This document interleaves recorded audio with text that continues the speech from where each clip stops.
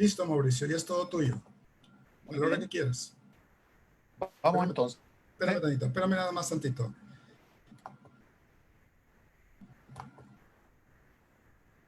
Listo, ya. Okay. Bueno, hola a todos, muy buenas tardes, queridos amigos latinoamericanos. Aquí un nuevo sábado de la SLACIP, que ya se está haciendo un hábito, nuestros webinars. Hoy día cambiamos un poquito el horario a petición de muchos de ustedes por las distintas horas que hay en cada país. Y bueno, en esta diapo les quiero recordar que nuestra sociedad tiene, además de su página web, una página de Facebook que es muy activa, que es donde se transmite también en línea cada webinar. En el Facebook están todos los webinars previos. El de hoy es el número 7, así que si ustedes no pudieron estar en alguno, pueden visitarlos en ese lugar. También tenemos un Twitter bien activo y les puse ahí el correo, el mail de la SLACIP, porque obviamente las inscripciones en la sociedad están abiertas y queremos ser cada vez más fuertes y más personas inscritas, así que adelante. Bueno, y la verdad es que no me pasa a la siguiente diapo. A ver. Ahí va. Hoy día le corresponde al Comité de Neurointensivo de la SLACIP organizar el webinar a propósito de la pandemia. El coordinador del comité es Gustavo Costales, de Argentina. Gustavo es jefe de la UTI del intensivo del FLENI, que es un centro neurológico reconocido en Argentina, en Latinoamérica, de neurociencias, y él es jefe ahí de los pacientes neurocríticos. Además, él trabaja en el sanatorio, es jefe del sanatorio Trinidad de San Isidro. Y vamos a tener un webinar muy entretenido, como siempre, distintos lugares, Argentina, México, Brasil. Vamos a ver casos clínicos muy interesantes, como siempre con presentaciones que son bien cortitas para dar después tiempo a las preguntas, que es lo que más nos enriquece. Los voy a dejar entonces con los dos moderadores del Comité de Neurointensivo, que es la doctora Caridad Dávalos. Ella es pediatra con especialización en cuidados críticos pediátricos del Grupo Médico Cura en Quito, Ecuador, y la doctora Eugenia Vázquez, que es pediatra intensivista también del Hospital Materno Infantil de Salta, Argentina. Entonces, adelante chicas, las dejo con vuestro webinar y que todo resulte muy bien.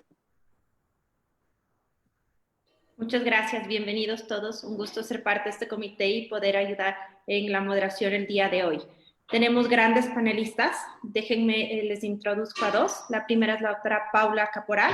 Ella es pediatra y terapista pediátrica del Hospital de Niños Sor María Ludovica de la ciudad de La Plata, provincia de Buenos Aires, y miembro del Comité de Neurointensivismo de SATI.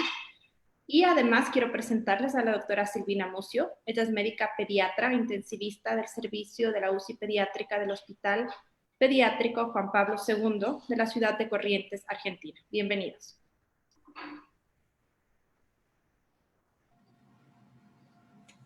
¿Qué tal? Muchas gracias, Caridad.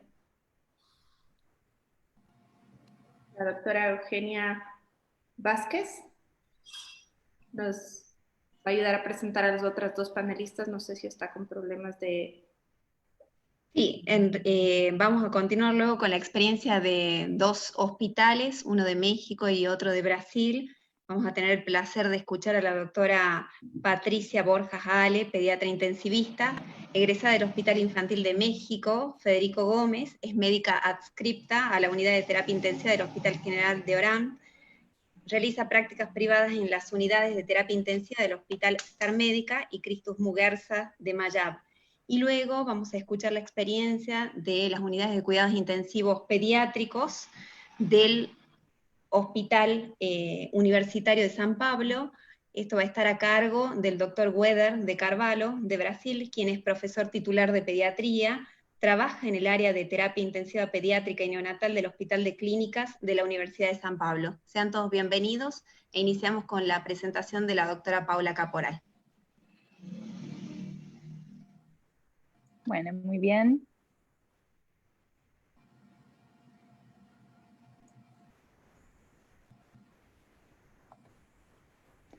Bueno, ¿se ve y me escuchan bien? Perfecto, sí. Paula. Bien. Perfecto, Paula. Perfecto. Bueno, en primer lugar, muchas gracias por la invitación. Es un placer compartir esta tarde con ustedes. Eh, Me toca hablar un poco de generalidades y mecanismos de neuroinvasión y de daño. Así que en primer lugar vamos a hacer un breve repaso de cómo llegamos hasta acá.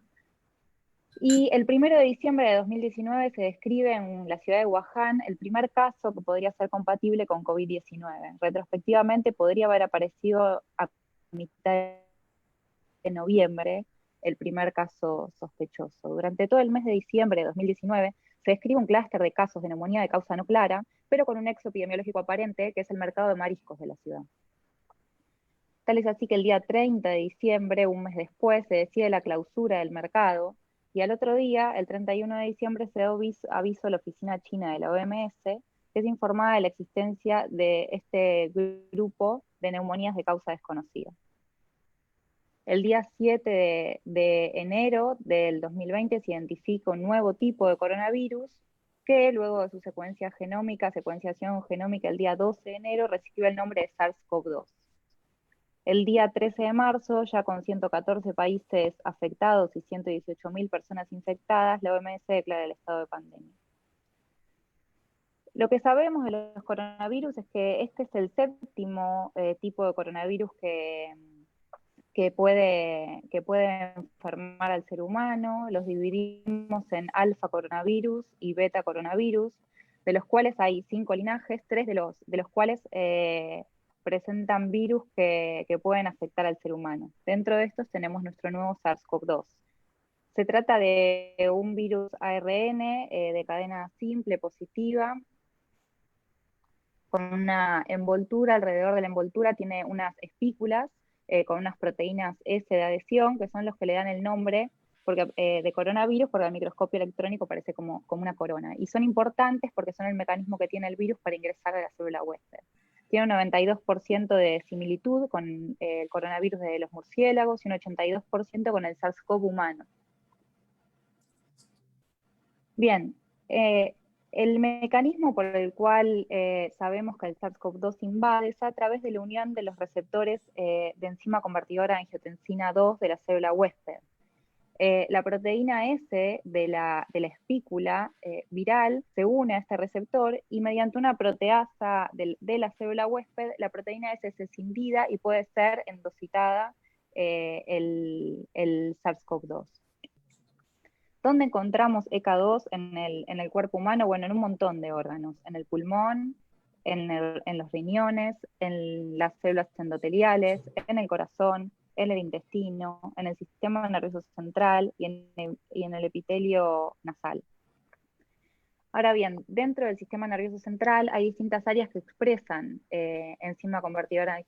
receptores de enzima convertidora de angiotensina, como puede ser el tronco del encéfalo, la corteza motora, la sustancia nigra, el bulbo olfatorio. El solo hecho de expresar per se receptores de ECA2 no quiere decir que sí o sí sean células plausibles de ser infectadas, porque no solo depende de eso, sino también de que la célula huésped presente la proteasa que pueda escindir a la proteína S espicular y así poder ingresar. Pero son zonas a tener en cuenta como posibles sitios de acción viral. Dentro de los mecanismos fisiopatogénicos que se proponen para lesión del sistema nervioso central, uno de ellos es el daño indirecto, proponiendo al SARS-CoV-2 como un virus neurotropo, y por otro lado el daño indirecto propio del secundario a la enfermedad sistémica. Dentro de las vías de neuroinvasión propuestas tenemos, por un lado, se propone una transmisión nerviosa, y por el otro lado, la afectación por vía hematógena. Dentro de la transmisión nerviosa, lo que se propone es, como vemos en este diagrama, es que el SARS-CoV-2 ingresaría a través del epitelio olfatorio, llegando hasta el nervio olfatorio y ascendiendo por vía retrógrada axonal a través de la lámina cribosa hasta el bulbo olfatorio. En la imagen podemos ver cómo a través de la hendidura sináptica se transportaría el SARS-CoV-2 hasta la membrana sináptica, donde sería endocitado y transportado por vía axonal rápida de forma retrógrada hacia el sistema nervioso central. Otro de los mecanismos propuestos es la vía hematógena, y dentro de la vía hematógena se proponen dos teorías distintas. Una podría ser la infección endotelial. Como sabemos, las células endoteliales tienen grandes expresiones de ECA2. Entonces, primero el SARS-CoV-2 infectaría la célula endotelial y a partir de ahí podría ingresar hacia el sistema nervioso central. Un segundo mecanismo propuesto es la infección leucocitaria, lo que se conoce como caballo de Troya, que también es conocido para el virus del HIV. El leucocito infectado con el SARS-CoV-2 dentro se encuentra con una barrera hematoencefálica que le es permeable por la propia enfermedad inflamatoria sistémica que presentan estos pacientes, y a partir de ahí es el leucocito con el SARS-CoV-2 adentro el que ingresa al sistema nervioso central, haciendo la alegoría del caballo de Troya, escondido entre comillas dentro del leucocito. Además, hay que tener en cuenta que, de ser así, los mecanismos inflamatorios en el sistema nervioso central podría generarse mediante activación de linfocitos TCD4 con diferenciación de la microglía macrófagos, activación astrocitaria, reclutamiento de linfocitos TCD8 y apoptosis, con una posterior activación de linfocitos B y liberación de inmunoglobulinas. Todo esto generaría además neuroinflamación que podría justificar ciertos cuadros de encefalopatía, irritabilidad y demás. Ahora bien, no hay que olvidarse tampoco del daño indirecto. Por un lado, la lesión cerebral hipóxica. Sabemos que cualquier hipoxia severa también afecta al sistema nervioso central, y el cuadro más común es producido por el SARS-CoV-2, descrito es el respiratorio, con hipoxemias severas, distrés graves, y el sistema nervioso central no es ajeno a esto tampoco. Por otro lado, tenemos la hipertensión arterial, que es más descripta en adultos, como justamente el receptor que media es la enzima convertidora de angiotensina, podría generar hipertensión y predisponer a eventos cerebrovasculares. Y después, no hay que olvidarse tampoco de la injuria inmunomediada, con todos estos síndromes de respuesta inflamatoria multisistémicos que estamos viendo relacionados con el SARS-CoV-2, que lo que se produce es una activación endotelial con liberación masiva de citoquinas y además disfunción endotelial y eventos tromboembóticos. Todo esto podría afectar también de forma indirecta, por supuesto, al sistema nervioso central. Como conclusiones, entonces, no disponemos de evidencia clara sobre los mecanismos de lesión en el sistema nervioso de SARS-CoV-2. A partir de los datos existentes sobre MERS, SARS-CoV y experimentación animal, se plantea la posibilidad de que se trate de un virus neurotropo con mecanismos de invasión directa por vía axonal retrógrada o por vía hematógena. Pero no debemos olvidar tampoco la hipoxia y el SIRS, que generan daño indirecto al sistema nervioso central. Lo que se requiere, en lo ideal, serían más estudios a partir de necropsias o de biopsias mínimamente invasivas para poder identificar los distintos mecanismos de lesión. Por último, me gustaría invitarlos a un registro latinoamericano del que estamos participando, que es a través del Comité de Neurointensivismo de la Sociedad Argentina de Terapia Intensiva. Ya hay varios hospitales de distintas partes de Latinoamérica anotados, es tanto para adultos como para pediatras, y creo que nos serviría también para conocer la incidencia real de todas estas cosas que entre nosotros vamos hablando y que no queden como casos aislados. Desde ya, bueno, muchas gracias.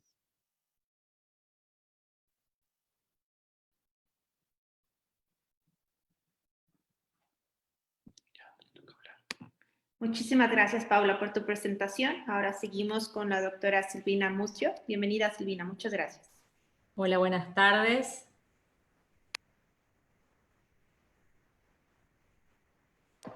Te escuchamos perfecto. Sí.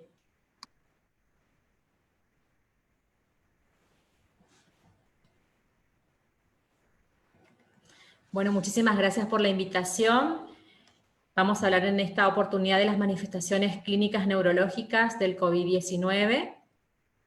La pregunta que nos hacemos, como bien claro lo dijo la doctora Paula, es si las manifestaciones neurológicas del COVID-19 pueden ser atribuidas puntualmente a un daño viral directo sobre el tejido nervioso, o bien se lo puede atribuir secundario a los diferentes mecanismos hasta ahora descritos, como ser la hipoxemia refractaria, síndrome de respuesta inflamatoria sistémica tan importante descrito en estos pacientes, o la disfunción múltiple de órganos.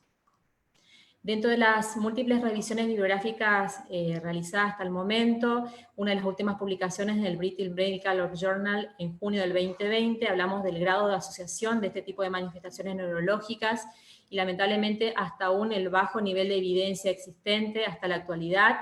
Sabemos más que 2.5 millones de pacientes se encuentran afectados por COVID-19 hasta el momento actual y que según este reporte existen hasta ahora 93 reportes de casos y series de casos de pacientes con COVID-19 y manifestaciones neurológicas, por lo cual se considera que puede haber inclusive hasta un subregistro de este tipo de manifestaciones. Lo ideal sería poder realizar una investigación de casos y controles, pero lamentablemente la alta tasa de transmisibilidad que existe, la falta de vacunación hasta el momento efectiva y la falta de pruebas de anticuerpos para determinar la seroprevalencia existente hace que exista justamente limitada evidencia. No obstante, sabemos que desde las epidemias previas de los betacoronavirus existe una clara descripción del mecanismo de neurotropismo del betacoronavirus, del MERS y el SARS-CoV-1, los cuales pueden ser justamente asociados también al SARS-CoV-2, ya que existe una alta homología entre este tipo de virus, fundamentalmente con el SARS-CoV-1 un 80% de homología y con el MERS un 50% de homología. Respecto a las diferentes manifestaciones descritas hasta la actualidad, existen manifestaciones a nivel del sistema nervioso central y otras a nivel del sistema nervioso periférico. Revisando las publicaciones actuales, en abril del 2020, en el Journal Clinical de Neuroscience, hay una revisión sistemática respecto a justamente la homología que existe entre estos tipos de beta-coronavirus. Sabemos que partirían a partir de beta-coronavirus que afectaban inicialmente a los murciélagos y que dadas las distintas mutaciones que sufrieron los virus fueron afectando a diferentes hospederos hasta llegar al ser humano y con ello dada una alta tasa de transmisibilidad interhumano. Sabemos bien claramente de las manifestaciones clínicas respiratorias y las gastrointestinales, y en un número decreciente de reporte de casos y serie de casos hablamos de las manifestaciones neurológicas. Una de ellas es la de Lee y colaboradores, que habla de una serie de 13 pacientes con stroke isquémico de tipo importante a nivel cerebral, con trombosis seno-venoso cerebral y hemorragia cerebral, que se dio fundamentalmente en los pacientes más gravemente afectados y adultos mayores.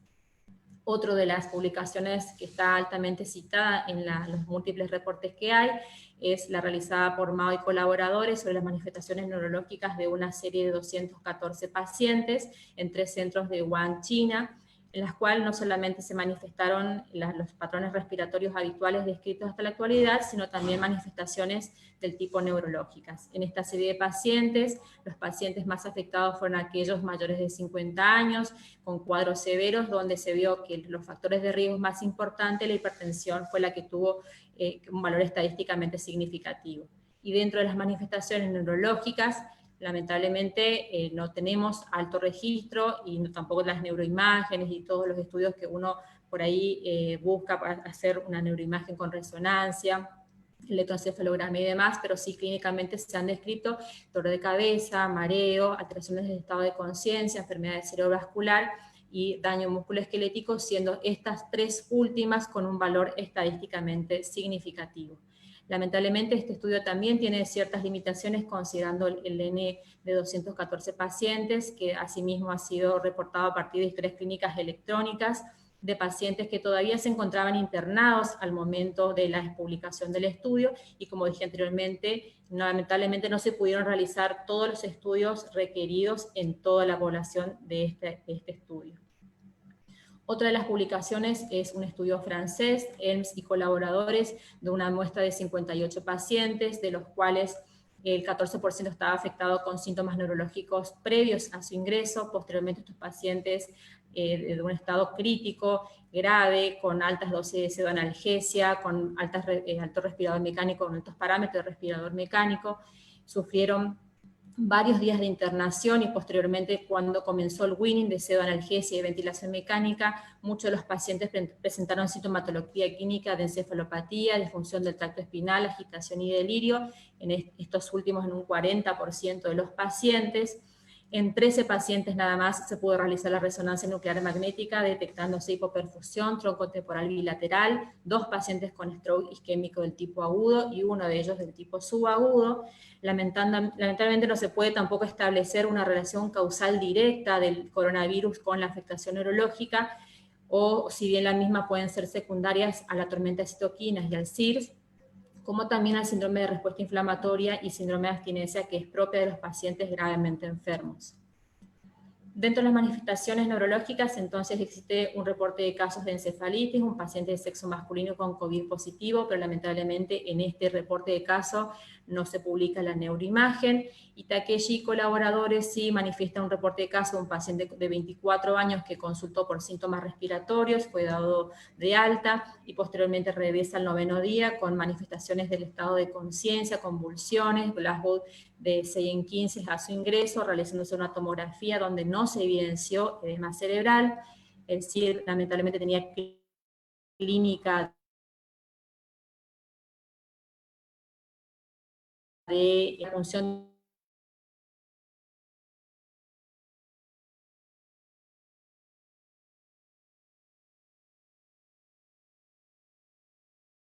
detectada.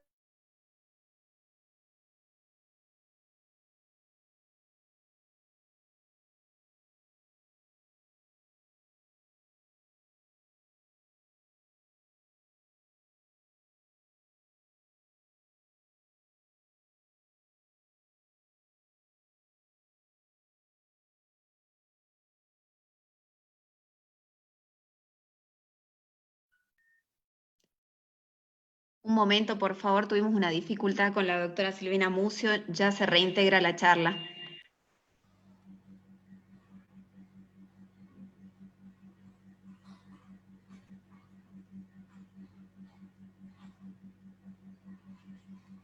¿Pueden ver la presentación? Perfecto, Silvina, continuemos. Bueno, continúo entonces. Estas son las imágenes de este paciente de 24 años que habíamos hablado previamente, con imágenes de resonancia, con hiperintensidad a nivel temporal unilateral, tanto en T2 como en el FLAIR.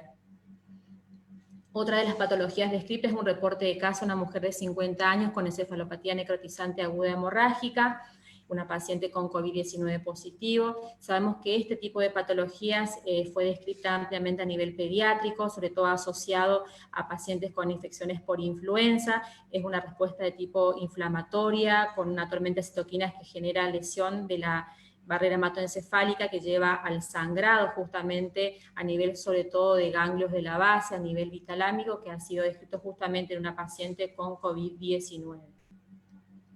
Otra de las patologías descritas también es la encefalopatía tóxica infecciosa, que es un cuadro de edema cerebral y mucha inflamación a nivel encefálico, pero sin evidencia de productos de infección propia del sistema nervioso central, que ha sido ampliamente descrita en los pacientes gravemente afectados, donde podría ser atribuida a trastornos metabólicos, hipóxicos, sobre todo a alteraciones del medio interno, lo que sería la anaerobiosis, que genera fundamentalmente signos clínicos de confusión, letargo, delirio y coma. También el accidente cerebrovascular, como habíamos visto anteriormente en la serie de Mao, pacientes con stroke del tipo isquémico, pero también pacientes con hemorragia intracerebral, y como dice Sarifi en su reporte de caso, lo cual no se sabe si es causado en sí por el SARS-CoV-2 o si es una coincidencia secundaria a la coagulación intravascular diseminada propia de los pacientes gravemente afectados. También ha sido descrita la insuficiencia ventilatoria de origen central, que se considera, es un reporte de casos también realizado, donde fundamentalmente se ha visto que pacientes que han padecido la forma más severa del COVID-19 con afectación fundamentalmente respiratoria, al producirse la ventana de pseudoanalgesia, estos pacientes no han tenido ninguno de los reflejos de tipo oculocefalógiros, corneales, oculovestibulares, que son propios del tronco encefálico, y al producirse la prueba de ventilación espontánea no lograron tener una ventilación espontánea efectiva, por lo cual se considera que puede tener algún tipo de invasión neuronal retrógrada y lesión de los centros respiratorios o localizados en el tronco encefálico. SAO también realiza un reporte de casos de una mielitis aguda, pero fundamentalmente son signos clínicos, no se ha publicado la resonancia ni tampoco otros estudios complementarios, y también pacientes con convulsiones, uno de ellos en una población pediátrica, un estudio multicéntrico sobre una N de 168 pacientes, donde solamente el 3% presentó convulsiones, y de ellos 2 pacientes con convulsiones febriles, 3 de ellos convulsiones afebriles, no encontrándose signos encefalíticos en esta población. Dentro de las manifestaciones a nivel del sistema nervioso periférico, ampliamente descrita anosmia y disgeusia en varios reportes de casos clínicos, también el síndrome de Guillain-Barré. No, en muchos de los reportes más que nada se hace diagnóstico en forma clínica, digamos, no encontrándose electromiografía en la publicación, y tampoco un estudio de resonancia nuclear magnética de la médula espinal. Y una de las últimas manifestaciones descritas es el daño muscular esquelético, que también lo ha descrito Mao, y en otras publicaciones también, donde el paciente presenta mialgias con niveles elevados de citoquinas, no pudiéndose establecer la relación causal entre SARS-CoV-2, o si bien esta manifestación es secundaria, como dijimos anteriormente, a la tormenta de citoquinas. Por lo cual, nuevamente, repito lo que la doctora Paula ha mencionado, nos parece sumamente importante el trabajo colaborativo entre sociedades como para poder entender no solamente los mecanismos de invasión, sino las distintas formas de presentación del COVID-19 en nuestra población.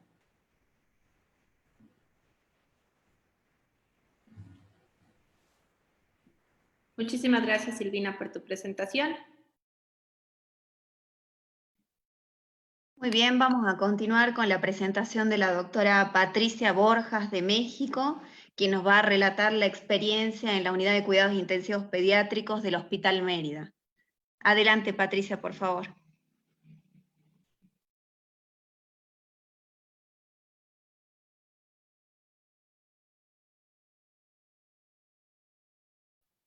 Patricia, necesitaríamos que actives el micrófono.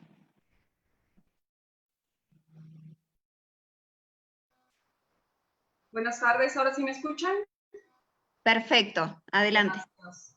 Agradezco mucho la invitación a la SLASI para poder compartir con ustedes estos 2 casos de los que tuvimos la oportunidad de manejar en el Hospital Orán. No sé si ahora pueden ver mi pantalla. Todavía no se ve compartida.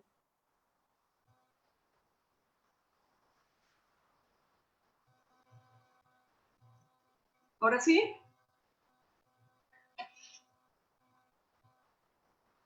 Perfecto.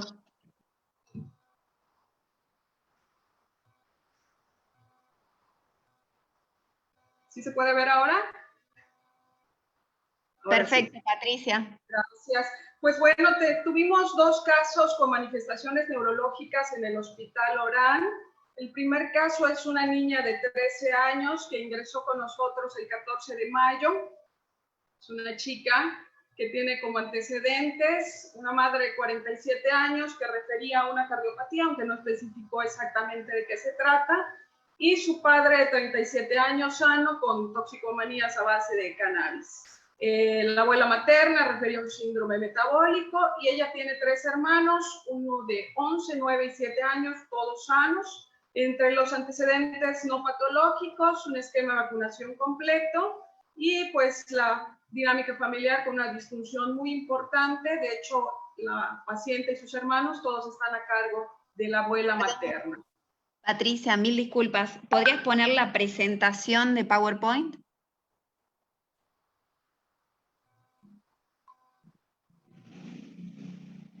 ¿Ahí se ve mejor? Perfecto, ahí está bien. Gracias. Bien. Ningún antecedente perinatal de importancia. Entre los antecedentes personales patológicos, hipoacusia derecha, secundario neumotímpano, no se sabe la causa exactamente, alrededor de los 4 años, y una lumbalgia en estudio de 2 años de evolución. La chica presenta depresión secundaria a las alteraciones en la dinámica familiar y está bajo tratamiento con sertralina por parte de psiquiatría.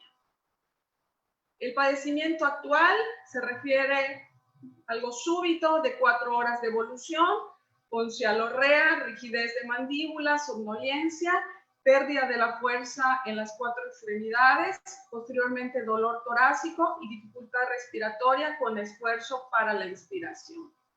A su ingreso a la unidad se encontró con signos vitales dentro de rangos normales, una frecuencia cardíaca de 90 por minuto, frecuencia respiratoria de 22, afebril 36.5, de hecho nunca aparentemente presentó fiebre, TA normal 170 y saturando 96%. Dadas las condiciones neurológicas, al momento de la revisión se encontró que el reflejo de deglución estaba completamente abolido, los ruidos cardíacos rítmicos sin ninguna alteración, los campos pulmonares únicamente contransmitidos, el abdomen asinológico, disminución importante en la fuerza muscular, 2 de 5, con datos de hiperreflexia osteotendinosa. Se valoró por neurología pediátrica y en ese momento, con la clínica que presentaba la paciente y sin ningún otro antecedente de importancia, se consideró la posibilidad de una miastenia gravis de origen vulvar y como diagnóstico diferencial una probable ingesta de tóxicos. Los laboratorios prácticamente normales a su ingreso, una hemoglobina normal, los leucocitos 11.600 con predominio de neutrófilos, plaquetas 256.000, una PCR en rangos normales y todas las funcionales hepáticas, química sanguínea y electrolitos normales. Se realizó perfil de TORCH, el cual fue negativo, un panel de hepatitis negativo, BDR negativo, y para diagnosticar de manera secundaria alguna ingesta de tóxicos, pues se hizo un panel de tóxicos y todos salieron negativos. El tratamiento inicial al momento del ingreso al área crítica de pediatría se apoyó con un BiPAP, una ventilación no invasiva, porque ella refería cansancio y dificultad para respirar. Prácticamente su dificultad respiratoria parecía ser de origen central. Se iniciaron soluciones parenterales y bolos de esteroide a base de metilprednisolona a 30 miligramos por kilo por 3 dosis y con la consideración de una probable miastenia gravis se indicó por parte de neurología inmunoglobulina a 2 gramos por kilo. La evolución de la niña a las 12 horas presentaba disartria, mayor somnolencia, deterioro neurológico mayor y una gasometría con hipoxemia y acidosis respiratoria con un Kirby de 84, por lo que se decidió suspender el apoyo con el BiPAP y se realizó intubación endotraqueal. Ya para ese entonces se consideraba que había una crisis miasténica, por lo que se continuó con la inmunoglobulina y los pulsos de esteroide. La placa de tórax únicamente con aumento en la trama pariliar, sin ningún dato de consolidación. Se realizó un ataque de cráneo donde no se encontró ninguna anormalidad y un ataque de tórax donde el reporte se consideró también normal. Sin embargo, esa tomografía de tórax se comentó con neumología y se encontraron por parte de neumología datos de vidrio despulido, por lo cual entonces se consideró que podría haber sido la posibilidad de una infección por SARS-CoV-2 y entonces se notificó al servicio de epidemiología realizándose la prueba de PCR respiratoria, la cual salió positiva. Estas son imágenes de la tomografía.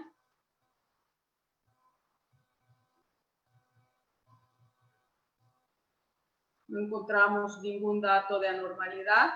No tenemos acceso en el hospital para resonancia magnética. Estas son imágenes de la tomografía de tórax. Prácticamente sin grandes cambios, tal vez un poco nada más aquí de algunas zonas de consolidación, pero todo lo demás normal. Y el tratamiento que se le dio a esta niña fue a base de hidroxicloroquina, acitromicina, ceftriaxona, claritromicina. En el momento de intubarla se le puso infusión de midazolam, fentanil y dio datos de choque séptico, por lo cual se tuvo que apoyar con dobutamina y norepinefrina. Se mantuvo ventilación mecánica durante 6 días. Desde el momento de la intubación, los índices de oxigenación y el Kirby aumentaron. Realmente no requirió parámetros altos de ventilación, realmente fue de apoyo. una placa de tórax de control el 21 de mayo, donde se encontró un infiltrado basal derecho, por lo cual se agregó vancomicina. En su evolución, desde el punto de vista hemodinámico, posteriormente se mantuvo estable, apoyo con dobutamina durante 24 horas nada más y norepinefrina durante 48 horas. Desde el punto de vista ventilatorio, la ventilación por una semana, juntando los 6 días de intubación y las horas del BiPAP, se mantuvo con pseudoanalgesia durante la ventilación con midazolam y fentanil, posteriormente dexmedetomidina al momento de la extubación, y la evolución clínica desde el punto de vista neurológico se fue recuperando hasta su recuperación al 100% al momento del egreso. Infectológico, se completó el esquema de antibióticos con ceftriaxona, clindamicina y vancomicina. Se inició alimentación hasta el 5º día de vida con alimentación enteral, posteriormente se progresó hasta poder tener toda la alimentación por vía oral, no presentó ningún problema metabólico. Los laboratorios de esta niña al inicio sí con una leucocitosis, pero después fueron normalizando, siempre el predominio fue a base de segmentados, las plaquetas nunca hubo alteraciones, sin ninguna alteración metabólica, la función renal siempre en rangos normales. Sí hubo incremento en los datos de los índices inflamatorios con PCR y procalcitonina positivas, que fue cuando dio los datos de choque, y ameritoaminas y incremento del esquema antimicrobiano con vancomicina. Y la ferritina nunca se elevó, siempre estuvo en rangos normales. Las troponinas, tuvimos 3 determinaciones, todas igual en rango normal. El paciente del caso 2, una niña de 1 año de edad, la cual ingresó el 17 de mayo. Esta niña, hija de padres sanos, un hermano mayor sano, esquema completo de vacunación. Entre los antecedentes perinatales, nació por vía vaginal a las 37 semanas de gestación, con un peso de 1,200, egresada a los 2 días de vida, por peso bajo, nada más estuvo ingresada, no hubo ningún otro inconveniente porque era una niña de término, ningún antecedente personal patológico de importancia.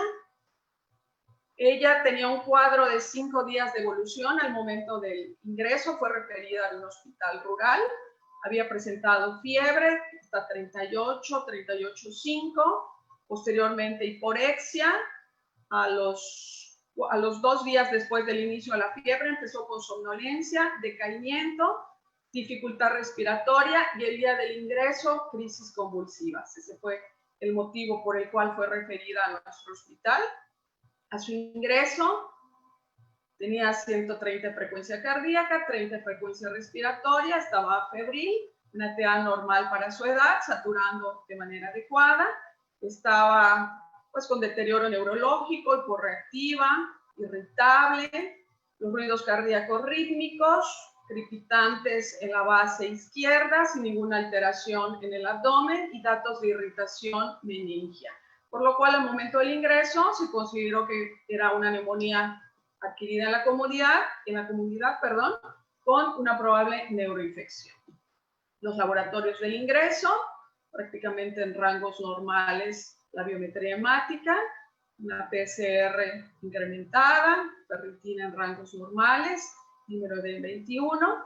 Se realizó un ataque de cráneo por las crisis convulsivas que presentaba y se encontró únicamente una imagen hiperdensa en el ventrículo, en el tercer ventrículo. La RX de tórax sin datos de consolidación y se realizó considerando la posibilidad de una infección por COVID-19, se realizó la prueba confirmatoria, la cual salió positiva. La placa de tórax, normal, sin ningún infiltrado. Estas son imágenes de su tomografía. Unos datos de atrofia cortical.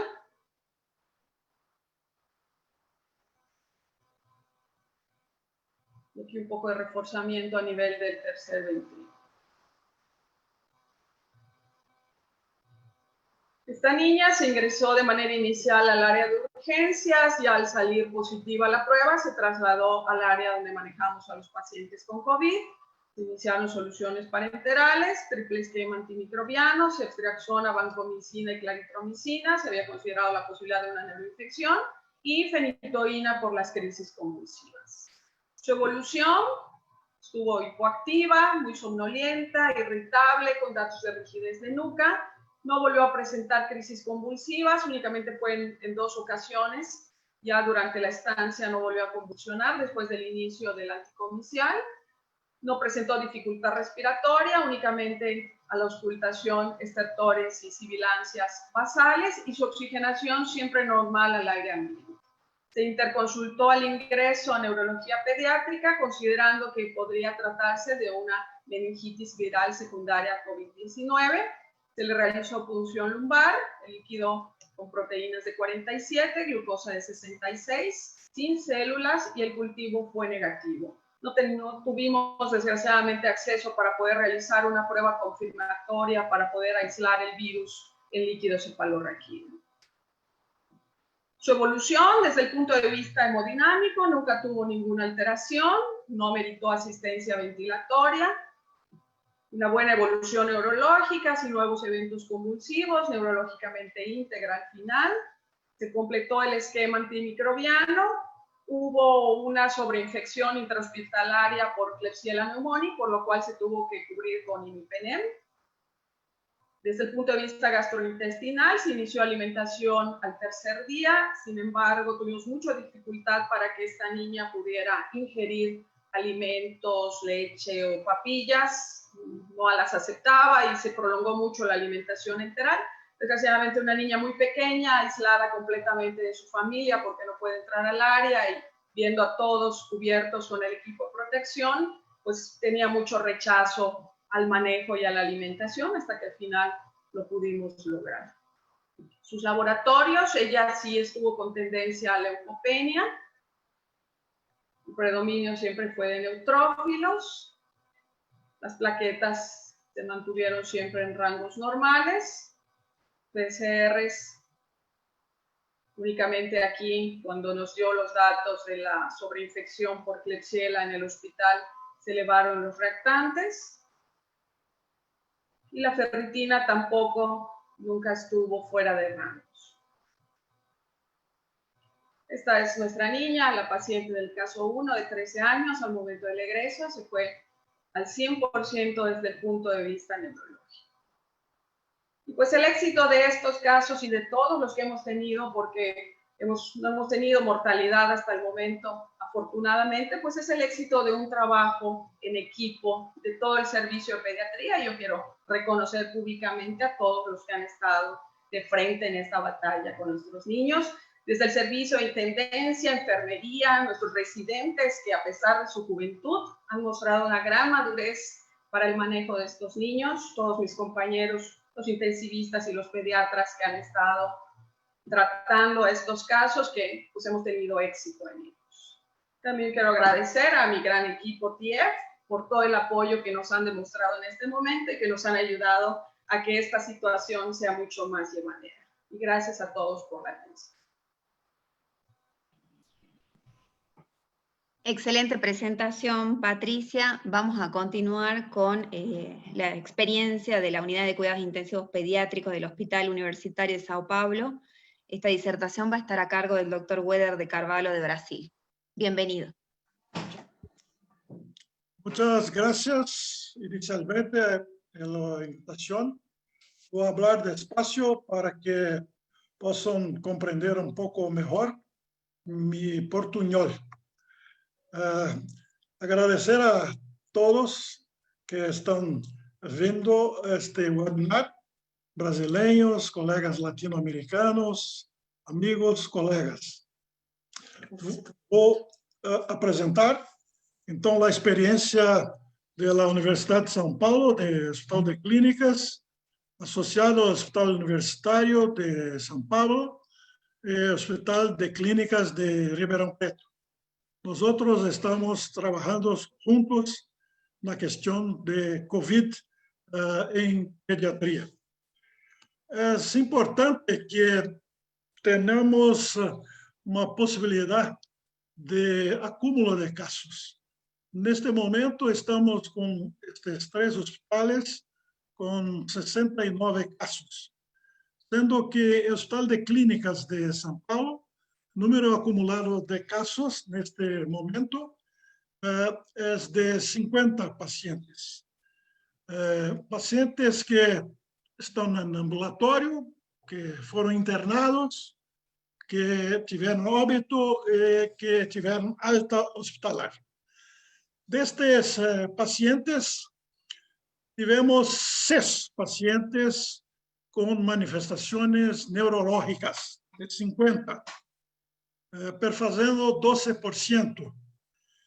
Destes 6 pacientes, 3 com convulsões, 1 com encefalite, 1 com hemorragia periventricular e 1 com encefalopatia hipertensiva aguda.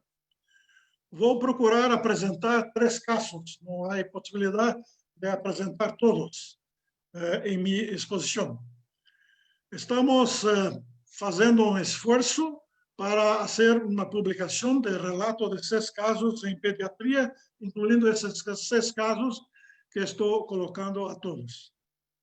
Existem várias questões em termos neurológicos e o paciente pediátrico. Existe uma ausência de informações mais detalhadas da frequência e evolução de achados neurológicos em pediatria e neonatologia. Estes dados que nós outros de Sudamérica e de outros países vão fornecer em futuro próximo, poderão servir, então, de alerta para que nós médicos, né, e para que a família também pensem na possibilidade de estas crianças apresentarem sintomas neurológicos, ao invés de sintomas clássicos de respiratório, de gastrointestinal, porque às vezes a manifestação do COVID é neurológica. Os eventos neurológicos podem ocorrer subsequente ao diagnóstico, podendo ter um impacto na evolução a longo prazo, impacto cognitivo, emocional, pela saúde física. É importante comparar estudos de adultos e notar que existe um pouco de retraso em termos do diagnóstico neurológico por COVID. Tanto retraso em termos do sistema neurológico central, como retraso também em termos do acometimento nervoso e muscular periférico. Por isso, temos que estar atentos para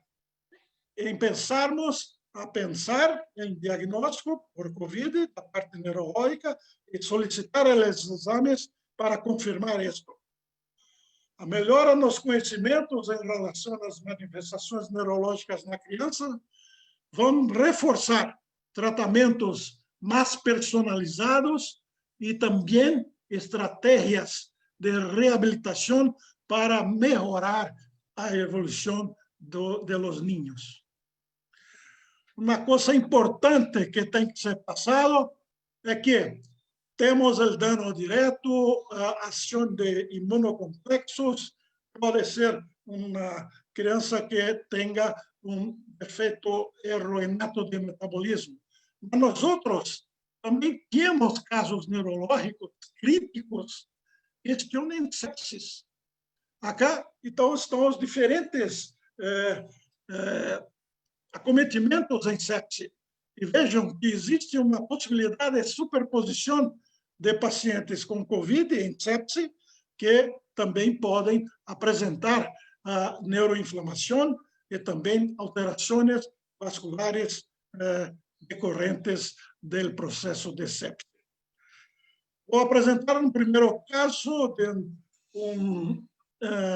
uma pessoa, niño de 8 anos, de cor negra, que apareceu com febre e edema de face. Após um dia, apresentava-se sonolento com uma escala de coma de Glasgow igual a 10. na saturação de O2 de 60% em ar ambiente. E uma TC de tórax já com padrão em vidro fosco. Avaliação com aumento da pressão arterial, hematúria e diagnóstico de síndrome nefrítica pós-infecciosa. A ecocardiografia deste niño revelou hipertensão pulmonar discreta, hipertrofia concêntrica do ventrículo esquerdo e vejam, dilatação de coronária esquerda e descendente anterior. A ressonância magnética demonstrou áreas com hipersinal entre dois flares, predominantemente subcorticais, comprometendo lobos parietais posteriores e occipitais, sobretudo à esquerda, bem como giros frontais médio e superior esquerdo e o aspecto superior do hemisfério cerebelar deste lado. Então, houve acometimento também do cerebelo. Então, é uma criança que se apresentou com um quadro infeccioso, uma síndrome nefrítica pós-infecciosa, uma dilatação já de coronária e uma tomografia de tórax já com vidro fosco e a ressonância apresentando estes dados que aqui coloquei para vocês. Vejam acá a ressonância magnética deste niño. Não sei se vai ser possível passar para vocês poderem ver as lesões, principalmente em região occipital, e acometendo também o cerebelo do paciente. Né?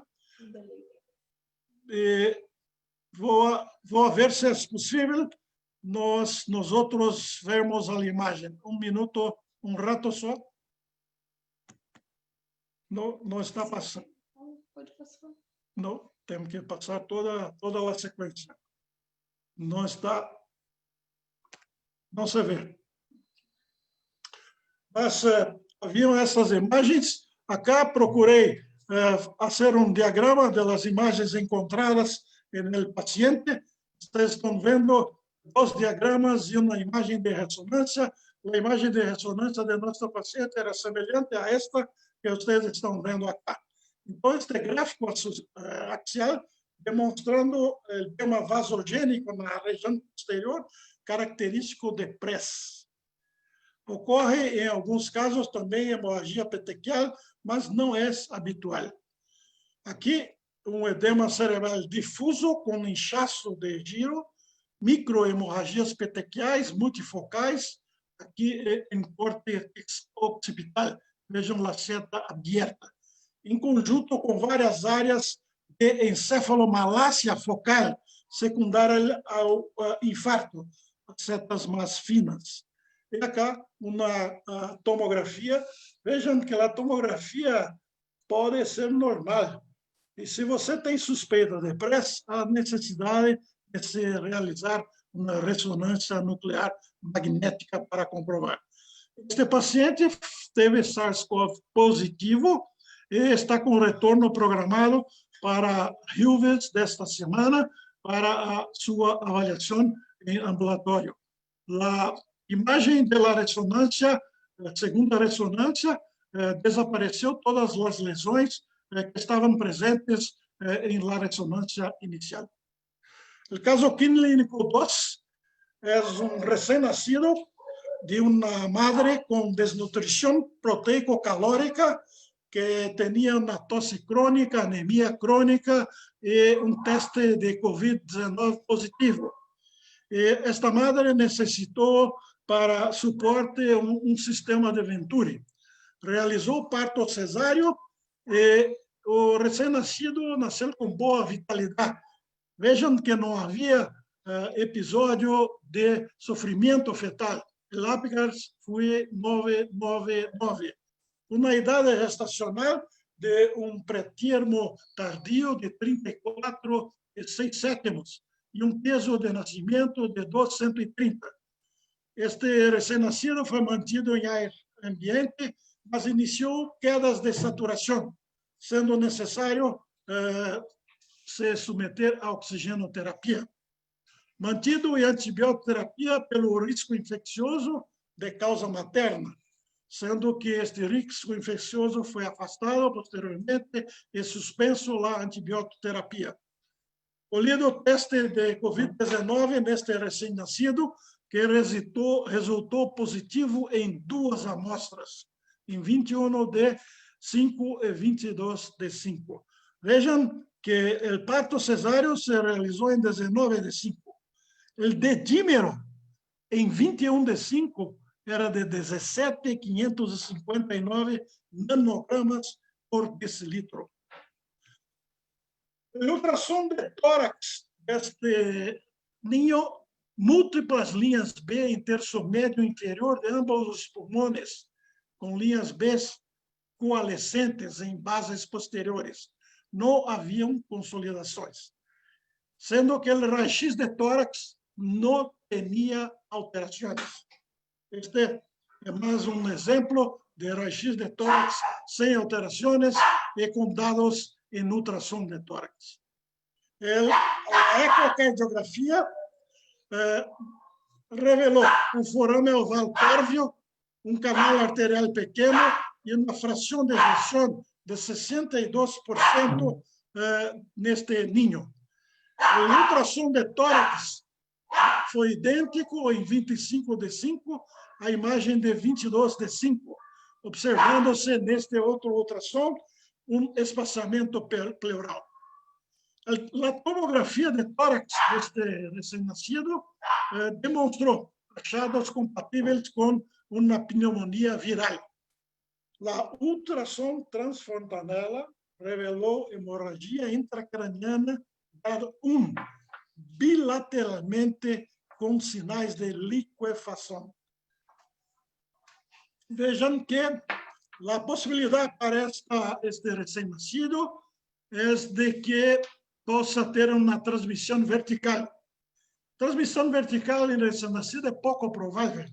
Infecção perinatal é possível. Mas neste recém-nascido, o pouco provável pode ter acontecido. Mas o que vemos quando a infecção é intrauterina? Uma infecção congênita por SARS-CoV. Mas quando é perinatal, nós temos a possibilidade de clínica muito temprana, como aconteceu com este recém-nascido.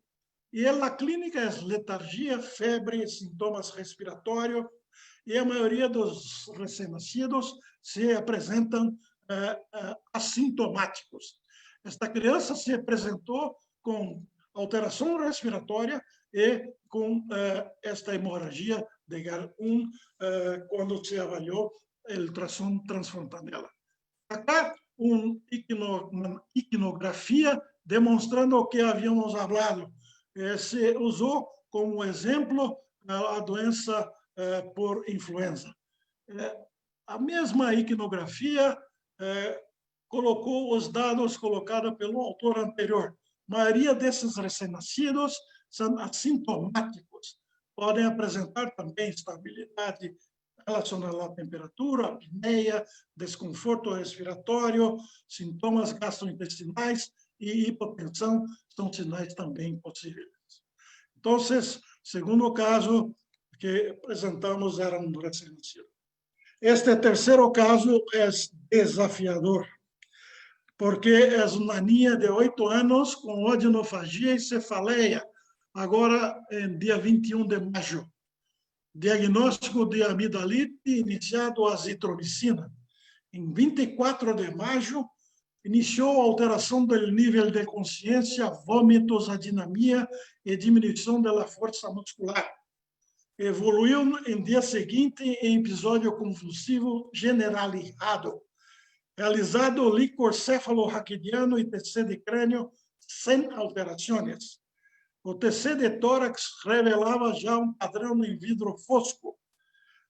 Não houve possibilidade de controle dos episódios convulsivos e houve uma piora do quadro infeccioso com suspeita de pneumonia associada à ventilação mecânica. Manteve-se em estado epiléptico, apesar da introdução de várias medicações antiepilépticas. entrou num estado epiléptico super refratário. Feito pulsoterapia e gama-globulina, 4 gramas por quilo, pulsoterapia com metilprednisolona. Iniciado também dieta cetogênica. A tomografia computadorizada de crânio não revelou alterações dignas de nota. Entretanto, vejam esta imagem relacionada à ecocardiografia desta menina de 8 anos. Se prestarem bem atenção, onde estão os sinais de plus com a medida para se avaliar o score Z, nós temos uma dilatação de coronária. Vejam, houve uma dilatação de coronária descendente anterior de circunflexa e BCE, com alteração da score Z quando se avaliou a ecocardiografia. Então, vejam, esta criança apresentou-se com um quadro infeccioso, com estado epiléptico não controlável, e que já numa ecocardiografia revelou, então, dilatação de coronária.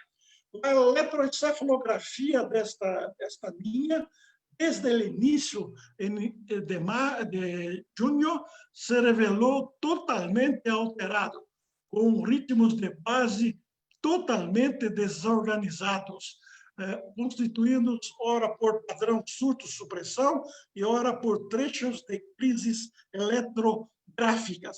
E assim continuou em dia seguinte, no dia seguinte, em dia 5, em dia 10, continuava com o eletroencefalo totalmente alterado. Em dia 12, também com crises reentrantes da eletroencefalografia, no dia 16, com supressão difusa da atividade de base.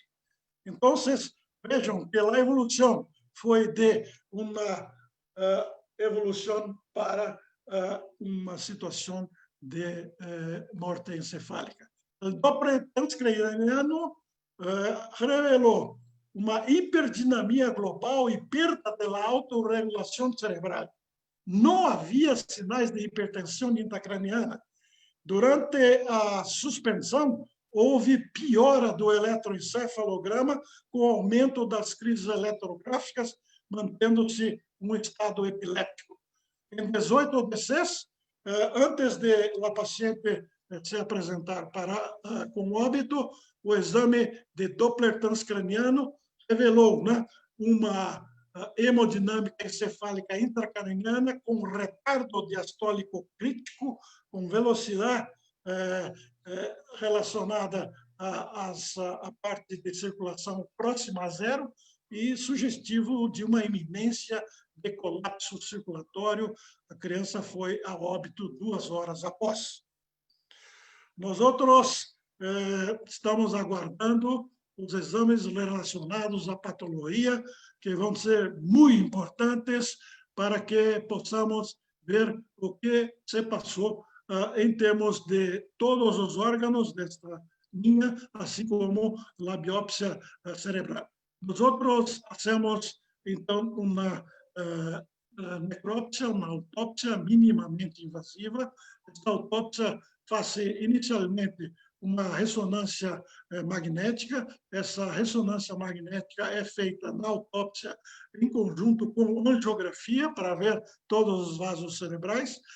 Posteriormente, se faz uma biópsia transesfenoidal em termos do cérebro e faz, então, biópsias de vários órgãos para termos, então, o resultado total da anatomia patológica desta linha.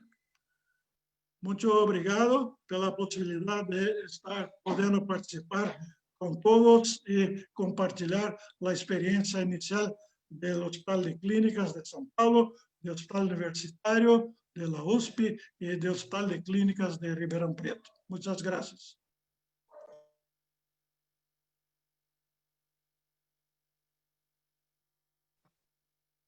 Muchas gracias, doctor. Vamos a iniciar con algunas de las preguntas que nos fueron transmitiendo a través del chat. Listo. Tenemos algunas preguntas a través del chat. Quisiera empezar con una muy interesante. Dice si existe alguna evidencia de daño directo a nivel clínico o experimental, biopsia o rescate del virus en líquido cefalorraquídeo.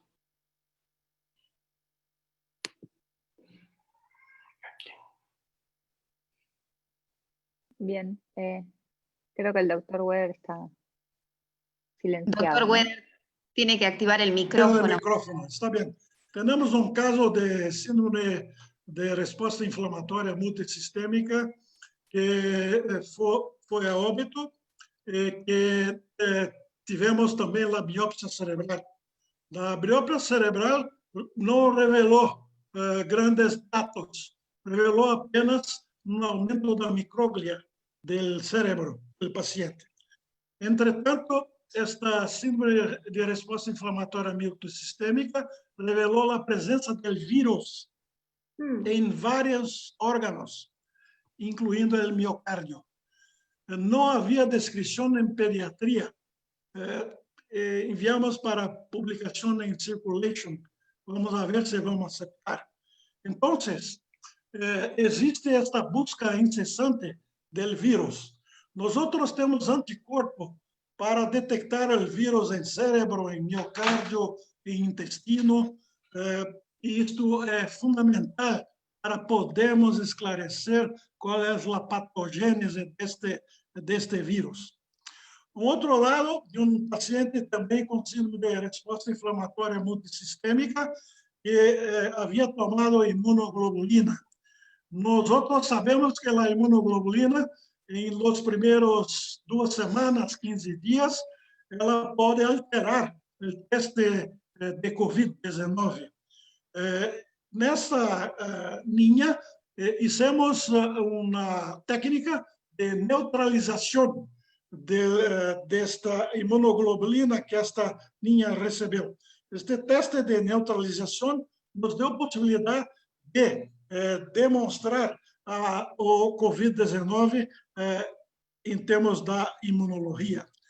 Entretanto, em líquor, que é a pergunta, não conseguimos, estava com encefalites comprovada. Em líquor, não conseguimos comprovar a presença de vírus neste líquor. Portanto, continuamos com a busca em termos de dano direto, de dano indireto, e também estamos buscando esclarecimento por exoma. Por quê? Porque esses casos se encaixam dentro de uma possibilidade muito ampla de ser uma encefalite viral, de ter um dano direto pelo vírus, de ser mediada por imunocomplexos, mas também de ter uma possibilidade de algum neuroinato que se manifestou. Portanto, estamos com recoleta de sangue para alguns pacientes, para fazer o exoma destes pacientes, para podermos compreender um pouco mais o que se passa com os niños, porque é muito desafiante fazer todo o acompanhamento, o diagnóstico correto.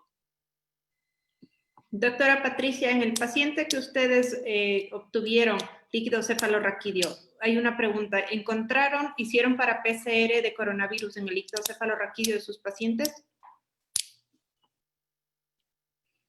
No sé si la doctora Patricia estaba por ahí también. ¿Y me escuchó? ¿Alguno de los panelistas ha tenido experiencia en hacer el PCR en líquido cefalorraquídeo de sus pacientes, quizás? ¿Seguimos con otra pregunta? Para la doctora Paula Caporal, si es que hay alguna hipótesis relacionada con la prevalencia de manifestaciones, sobre todo en pacientes adultos, comparativamente con pediátricos.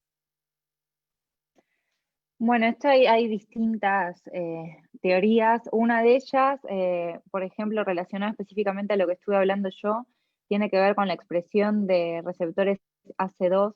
Hay una publicación del mes pasado, del 20 de mayo en JAMA, en la que usan una base de datos. En realidad la base de datos que utilizan es una base de datos antigua del año 2015-2018, que habían tomado justamente muestras de epitelio nasal de 2 grandes cortes, pero el objetivo de ese estudio era para evaluar la expresión en asma, en chicos asmáticos, chicos y adultos asmáticos. Entonces utilizaron esa base de datos para hacer una regresión lineal y ajustando por edad y por asma justamente, porque era su outcome inicial en el 2015. Y a partir de ahí surge esto de que, bueno, puede ser que estratificándolo por grupo etario haya menos expresión en niños que en adultos, pero es teniendo todas las consideraciones que estoy diciendo con respecto al estudio este, ¿no? Eso es una propuesta. Otra, como decía el doctor Weder, es la formación de inmunocomplejos. También se plantea de que, como se ve también en influenza, en sincicial y en otros virus con formación de inmunocomplejos, se cree que puede ser que a mayor edad, al tener más exposición a otros coronavirus, por ejemplo, sea esto que en realidad el organismo reconoce, no como lo reconoce al COVID, al SARS-CoV-2, no como un coronavirus nuevo, sino como el mismo de siempre. Entonces puede reconocerlo pero no neutralizarlo y genera una cadena de inmunocomplejos, formación de inmunocomplejos y consumo de complemento. Pero como decía el doctor Weber, lo importante es poder tener diagnóstico mediante necropsia o biopsia mínimamente invasiva. Yo estoy llevando a cabo un estudio junto con el doctor Mauricio Caballero de Fundación Infant y CONICET, que es justamente haciendo biopsias mínimamente invasivas en cerebro a través de la lámina cribosa, como contaba el doctor, y pulmón, riñón, hígado y demás, de pacientes fallecidos, adultos y pediátricos. Pediátricos todavía no tenemos reclutado ninguna, así que es muy interesante lo que están contando desde Brasil.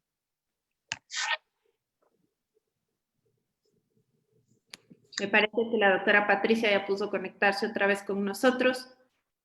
Sí, hola, escuché la pregunta, pero no pude contestar. No pudimos tener acceso para aislamiento del virus en el líquido. Sí lo solicitamos, pero nosotros estamos enviando nuestras muestras al laboratorio estatal y solamente están realizando PCR respiratoria. Estamos trabajando para que puedan tener el medio para poder aislar el líquido, el virus en el líquido, y por si nos llegan otros casos, porque pues sí es interesante esto. Doctora Patricia, y otra pregunta. Usted había mencionado que habían realizado hidroxicloroquina en el caso 1. ¿Eso está en el marco de algún protocolo que ustedes manejen localmente? ¿Lo emplearon por alguna indicación definida? Sí, nosotros en el protocolo que tuvimos de manera inicial, ahorita, bueno, todos los días salen cambios en el manejo, nosotros nos basamos con los primeros estudios que habían salido y estábamos utilizando hidroxicloroquina. Lo pudimos utilizar en la primera paciente, en la segunda niña no se le puso, pero pues bueno, nos fue bien con la chica a la que le dimos tratamiento con hidroxicloroquina. Tenemos algunas preguntas también acerca del Guillain-Barré. Una pregunta desde Bolivia nos dice, ¿algún caso de Guillain-Barré en niños, algún caso del síndrome oxoclono-mioclono asociado a COVID del que tengamos conocimiento? Lo cual sería algo esperado, ¿no? Empezar a tener estas neuropatías periféricas en esta infección viral. ¿Alguno tiene experiencia en esto o está realizando electromiografías? Nosotros tenemos un residente de neurología que se presentó con COVID y con Guillain-Barré. Como estaba haciendo residencia de neurología, se presentó grave. Hubo necesidad de intubación porque teve una ascendencia progresiva. Houve necessidade de intubação. Nós não tivemos nenhum ninho com Guillain-Barré. Em termos da parte periférica, estamos agora implementando em nosso protocolo a realização sistemática em todos os casos graves e críticos de eletroneuromiografia. ¿Por qué? Porque vimos pela experiência em adultos que os adultos não apresentavam uma boa avaliação em la UCI, uma avaliação de MRC. A avaliação motora não era realizada sistematicamente. Então, estamos neste momento na luta para termos uma boa avaliação neurológica periférica em paciente, em niño crítico grave, e implementando então a realização de eletroneuromiografia. A eletroneuromiografia dói. Então, ainda bem que os niños estão com analgesia, é mais possível, porque a eletromiografia, seja posterior ou seja mesmo a nível de braço, ela é muito dolorida para os niños, porque nós já realizamos em pacientes com risco de neuromiopatia periférica, com sepse e outras patologias associadas. Então, vamos começar com esta pesquisa, possivelmente nos próximos 10 días. Muchas gracias. Para la doctora Silvina Mucio, nos están consultando por las manifestaciones entre las cuales hacen referencia a las vasculitis del sistema nervioso central, así también si es que ha leído usted reportes pediátricos específicamente de casos de trombosis de seno venoso, accidente cerebrovascular como manifestación de SARS-CoV-2 en niños previamente sanos. La evidencia es muy escasa, como le había comentado anteriormente. La mayoría de las publicaciones son referidas a pacientes adultos con diferentes tipos de manifestaciones. Puntualmente, en muchos de los casos, son pacientes con síntomas clínicos fundamentalmente, y no necesariamente en todos ellos se ha podido constatar la resonancia nuclear familiar, como había comentado. Según los reportes actuales, no hay una conexión directa, digamos, una causa etiológica específica donde se pueda evidenciar la lesión directa del COVID-19 sobre el tejido neuronal, pero justamente por eso consideramos tan importante poder hacer la mayor cantidad de relevamiento de datos de todos los pacientes que podamos presentar. Para Patricia o para el doctor Weder, si es que en la experiencia que han tenido han visto algún beneficio particular con el uso de corticoides en estas manifestaciones neurológicas. Bueno, nosotros en el primer caso, la niña que simuló una miastenia gravis, por la sintomatología y la consideración neurológica, se le pusieron 3 días de pulsos de metilprednisolona 30 miligramos por kilo, y la evolución neurológica al final fue al 100% la recuperación. Pudo haber influido este manejo para la satisfactoriedad de su evolución neurológica. Yo tengo una opinión que estos cuadros neurológicos para el diagnóstico es muy difícil estar tendo uma ideia de o que está acontecendo. Quando você está em dúvida, o paciente está grave. Eu tenho feito o que foi apresentado acá. Temos dado corticoide, a semelhança da colega de México, e também imunoglobulina. E temos dado doses de imunoglobulina para que se preencha um total cumulativo rapidamente. A dose inicial nossa é de 4 gramas de imunoglobulina. E estamos também fazendo uma hipótese relacionada à questão imunológica de alguns niños. Quando temos uma suspeita grande de imunocomplexos, temos a possibilidade que estamos fazendo plasmaferese. Então, o que posso transmitir? Que, na dúvida, temos que fazer tudo que possamos, desde que custo-benefício possa ser bom para a criança. Mas primo non sensere, não é? E vejo que várias terapêuticas, elas podem ajudar ao ninho. Não temos evidências, mas estamos compreendendo um pouco mais da fisiopatologia.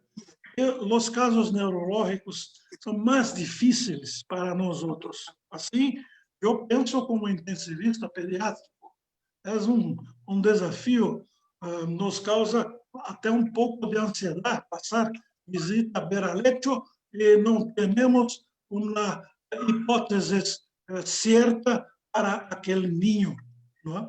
Então, eu estou de acordo com a colega de México. Temos que dar corticoide, damos também imunoglobulina, doses um pouco mais altas, e se existe a possibilidade de imunocomplexos, fazer a plasmaferesis. Otra pregunta para la doctora Patricia. Nos preguntan acerca del por qué en su caso se planteó miastenia gravis y no un Guillain-Barré con compromiso vulvar.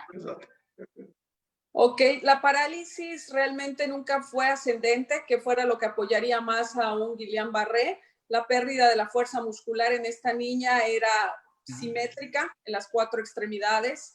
Eso yo creo que hizo básicamente la diferencia para podernos inclinar más hacia una miastenia. Y ella refería, cuando ya posterior a la evolución y que se extubó y la tuvimos al 100% desde el punto de vista neurológico, platicando con ella, refirió que días previos a su ingreso ella se venía sintiendo cansada, con debilidad muscular y básicamente la dificultad respiratoria era por pobre esfuerzo respiratorio, pero parecía más desde el punto de vista neurológico. Yo creo que ese fue el punto para que nos inclináramos más hacia miastenia, con una pérdida generalizada de la fuerza muscular progresiva, que a un Guillain-Barré que hubiera sido más ascendente.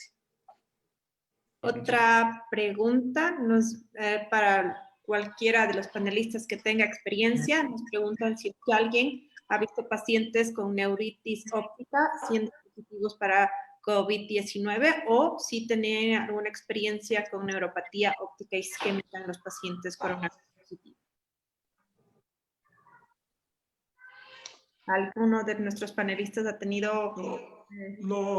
Mi experiencia con COVID fue apresentada, no tengo ninguna experiencia con estas patologías. Yo veo que en adultos existe esta experiencia con esas patologías, mas en pediatría yo no conozco y no tuve ningún caso. Nosotros tampoco, los únicos 2 casos que hemos tenido con manifestaciones neurológicas son los presentados. Preguntan si en alguna de las entidades que mencionaron dentro de los casos clínicos podrían haber realizado plasmaféresis. Nosotros en el hospital no tenemos acceso a plasmaféresis. El doctor mencionó algo al respecto, el doctor Carvalho. Sí. Había dicho que si nosotros no tenemos el diagnóstico, se não é dano viral direto, se existe a possibilidade de imunocomplexos, que existe, não é?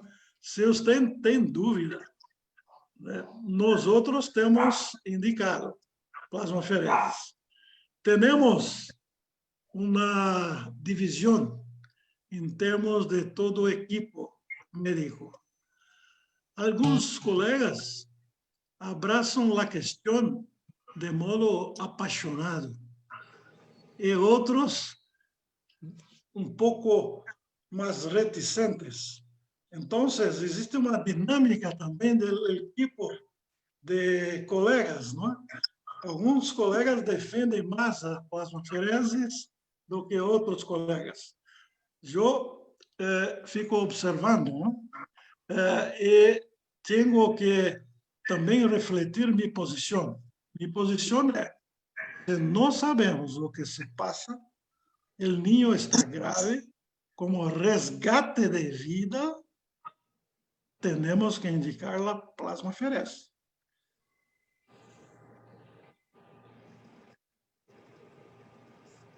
Perfecto. La última pregunta, consultan si en casos graves, dentro de los que han visto en su experiencia, pueden ustedes asumir como único responsable al COVID, o es más probable que haya una coinfección y que en realidad sea como un elemento de deterioro la presencia de este germen. Al menos en los dos casos que nosotros hemos tenido experiencia, en la niña de 13 años, pues nunca tuvo fiebre, no parecía ningún otro origen más que el SARS-CoV-2 que se aisló. Y con la otra niña de 1 año, pues ella se le hizo incluso punción lumbar y salió sin células, con glucosa normal, proteínas normales. No, pues no podía, o al menos no cuadra en otra sintomatología o en algún otro germen, ¿no? Las dos parecen ser secundarias a la infección por SARS-CoV-2. Nuestra experiencia había presentado até uma diapositiva que superpõe-se em muitos pacientes o quadro de sepse, de choque séptico, ¿no?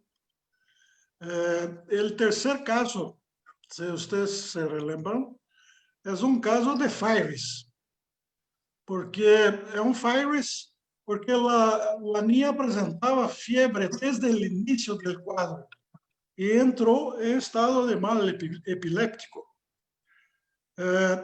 Se nós outros temos a possibilidade de sepse, nós temos quadro neurológico que pode se encaixar em virus, nós outros temos que afastar de qualquer maneira a condição infecciosa, como hicimos nesta niña.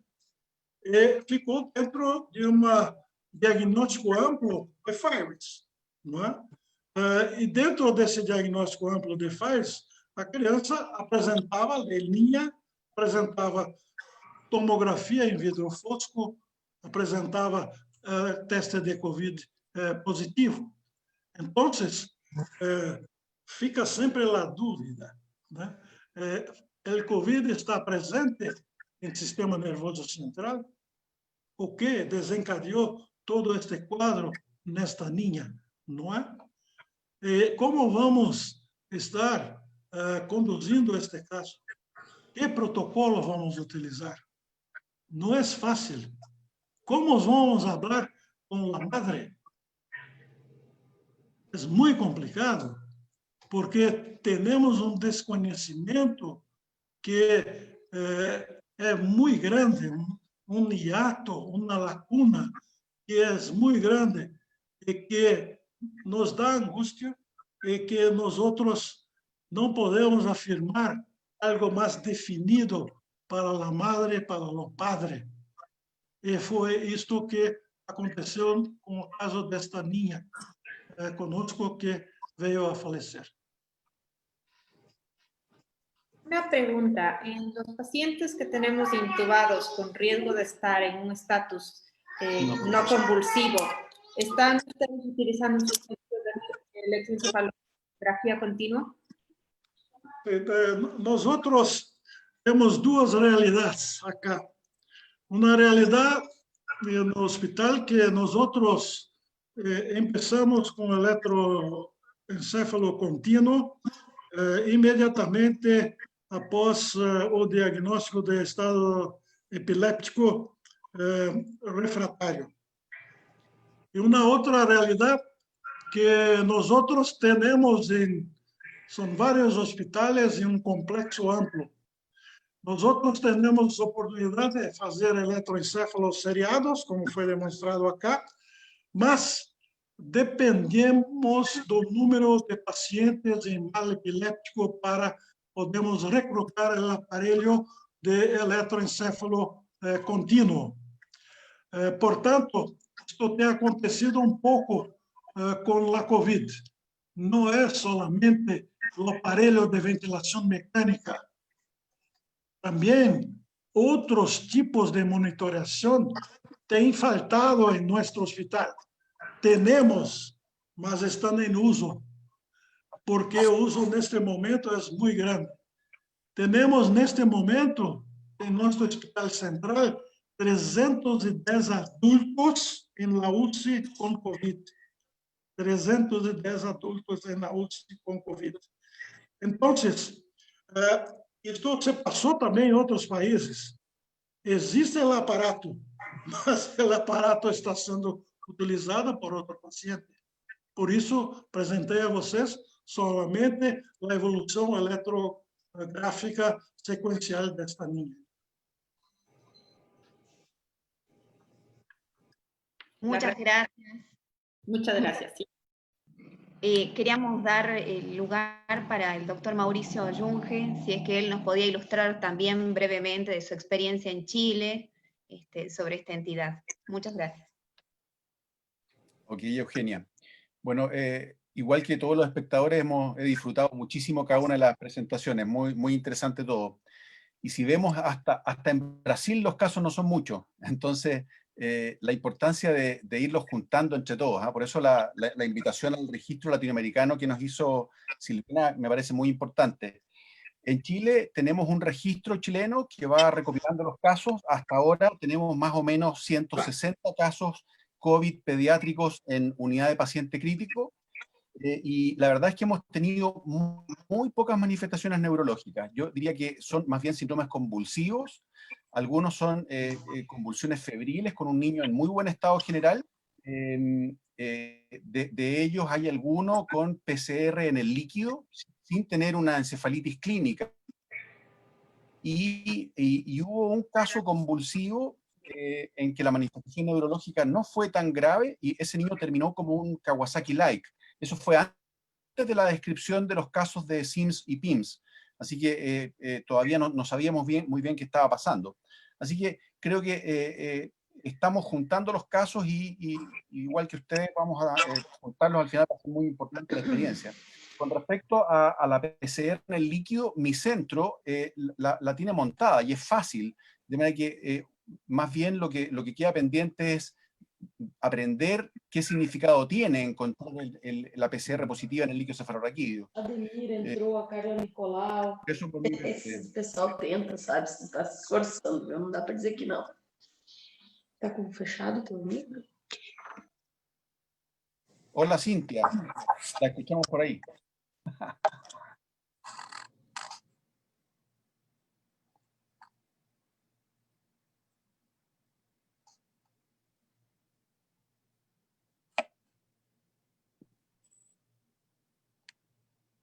¿Algo más? Bueno, Creo que había conversado con Gustavo Costales que sería muy importante este webinar. Fico con una sugestión para todos, para ver si los colegas que coordenan la SIP, ¿no?, abrazan esta sugestión. Como estamos empezando la experiencia con los cuadros neurológicos, que podamos tener un webinar en aproximadamente 30 a 60 días para podermos compartilhar novamente tudo que possamos estar vivendo à beira-lecho. Este compartilhamento vai ser mais importante. Eu creio que algumas das dúvidas que aqui surgiram, talvez em 60 dias, né, possamos, Gustavo, ter alguma luz no final do túnel, como se habla acá em Brasil, não? Então, gostaria de deixar esta sugestão, porque o tema é um tema muito árduo e, como haviam dito todos, né, necesitamos muito mais conhecimento, ¿no? Sí, totalmente de acuerdo. Totalmente de acuerdo. Yo lo tomo, se lo pasamos a Román, que está ahí escondido, y a Mauricio también, y para poder repetirlo de nuevo, con más experiencia. Como Román está nos escutando, ¿no? Está sempre escuchando, ¿no? Então, já colocamos em pensamento de Carlos Román, ¿no? Ya desde el inframundo, no sé dónde andará.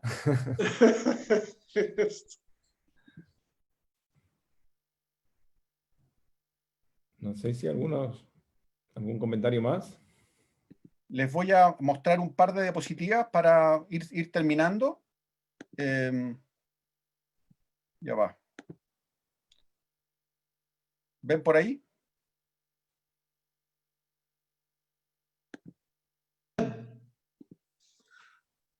Está muy bien.